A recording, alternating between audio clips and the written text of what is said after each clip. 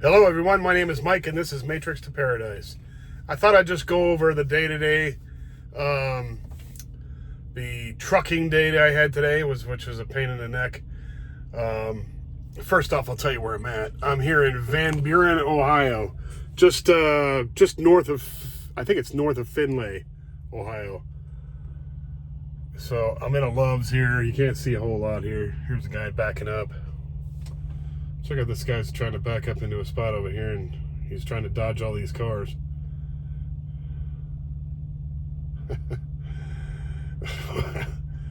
What a pain in the neck. Oh, don't hit that white truck.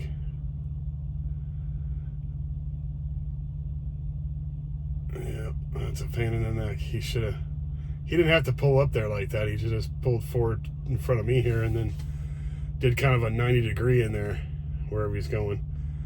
Now he's got to dodge all those cars in there, and that's a pain in the neck. Let's wait and see here. Oh, I hope he knows how close that. Ooh, look at that. Well, he did it. He must know where that's at instinctively, because that bumper sticks out there. That deer guard there. Oof. Anyway, so last night I stayed the night in a town, just south of Chicago, Illinois. And I had dropped off a load there last night. And I dropped off a load in Romeoville, Illinois last night, which is right outside of Chicago. And then I went down south. That guy just abandoned that and said, nope, not going to do it. So anyway, then I was going to pick up another load this morning, and there's a Home Depot distribution center out there in Joliet, Illinois. So there's two directions to get in there. One direction you can't take because it's illegal for trucks to go down this one road. The other one, you get off of Interstate 55, and you get on this road called Arsenal Road. So I cruise down 55, and poof, they got it shut down. So I'm like, oh no. So all the cops directing you off and everything, and I couldn't find a way to get down to the exit. I circled around and went back down on the the frontage road. But the frontage road, they had it blocked off there too.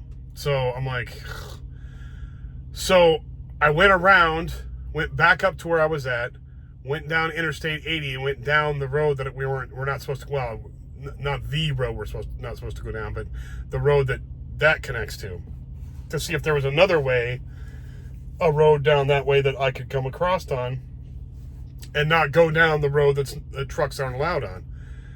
So I went down there and did all that. Nothing.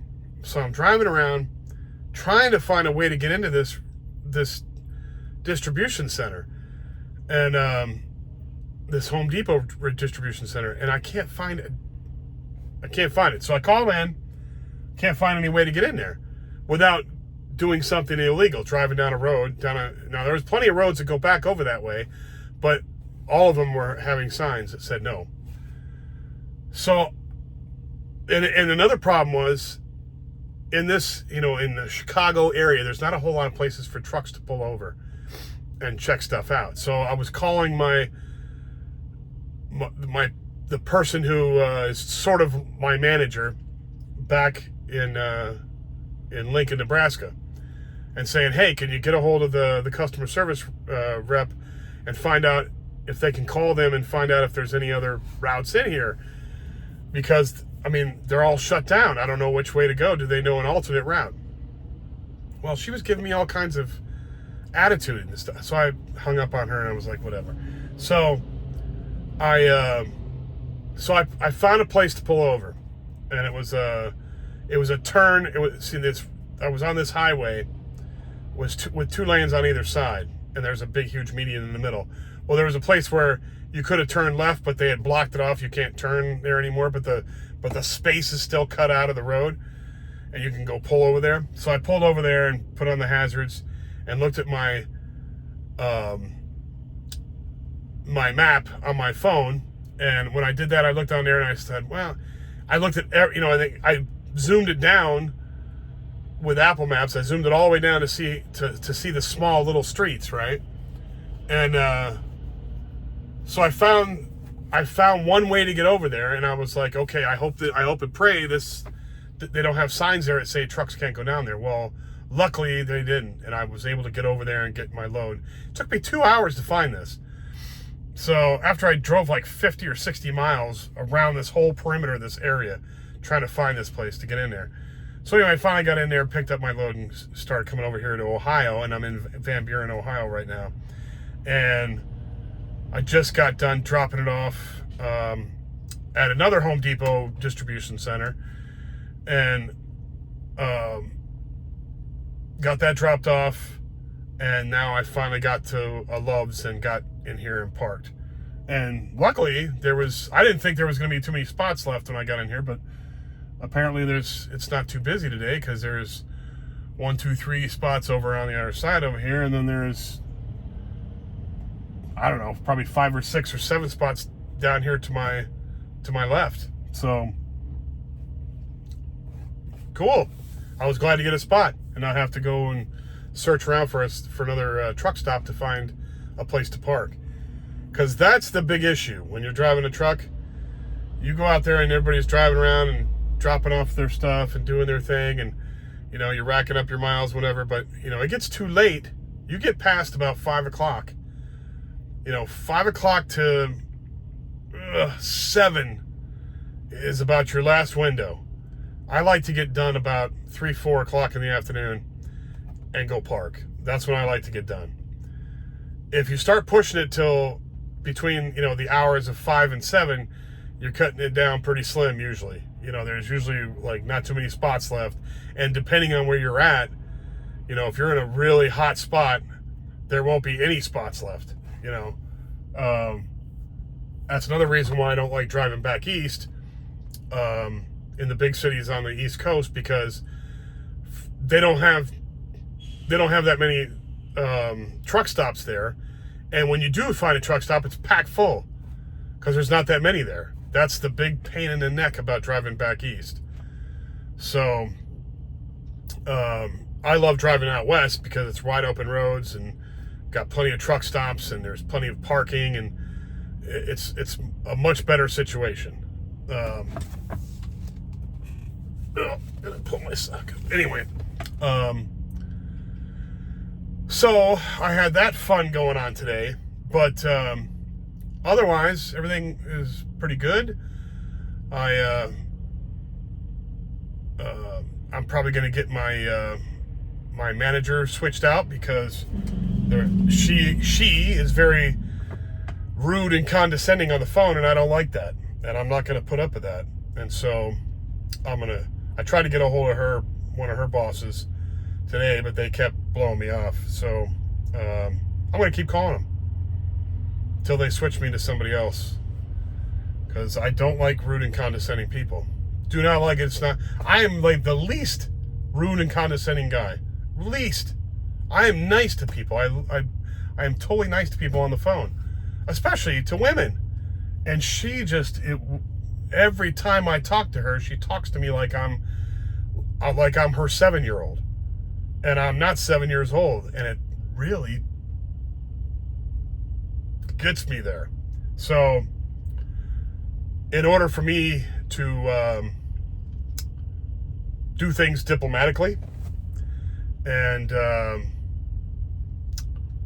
emotional free, I'm going to have to get I'm very much in control of that, but I don't want her to push me and keep pushing me and keep pushing me until I say something that I might not want to say to her. So, which probably would never happen anyway, but I just don't want to get to that point where I feel like I want to. So I'm going to call them tomorrow and see if I can get her switched out, or me switched out of her, to another manager. And that'll be the end of it. Just talk to me like I'm a human being and I'm an adult, and I'll be happy with you. Otherwise, I won't be happy with you, and you and I are going to have some problems. And if you let it keep going on, they're going to keep doing it. And I'm not going to let it keep going on. So anyway, besides that, everything's great. I just got paid today. I'm very happy about that. I'm definitely on my way to saving the kind of money that I need to save to get to go overseas and fulfill the plans that I'm going to fulfill. And it's going along great, and I'm very happy. That's about all I can say. It's a great day. I mean, I hope tomorrow when I get a new load that I'm going for long mileage. Hopefully they don't nickel and dime me like they have the last couple days. The thing is when you want the longest loads, like you want 1,000 or plus, 1,000 or plus. Those are great loads, 1,000 or plus miles, and the reason why is because you have less hassle. See, when you do these 250-mile loads like I've been doing the last couple days, you're picking up and you're dropping off, which all takes time. And I don't want to waste time in a yard dropping trailers, going through shipping and receiving departments. It all wastes time. Time is money in the trucking industry. It really is. And if you're wasting time loading and unloading, or like a live load or live unload, or if you're wasting time going in and picking up a trailer, even these places are a pain in the neck because they make you waste time, and I hate it, because some places are really great. You go in there, you get the numbers that they send you over the dispatch on the tablet we have. You go in there, you tell them your number, boom, they print up, they pull the bill of lading. You could pick it up over here and spot blah, blah, blah. And they give you the bill of lading, you come out, they check the seal, and you're gone. Okay? Usually you bring in an empty trailer, you drop off the empty, you pick up the new one, and you're gone.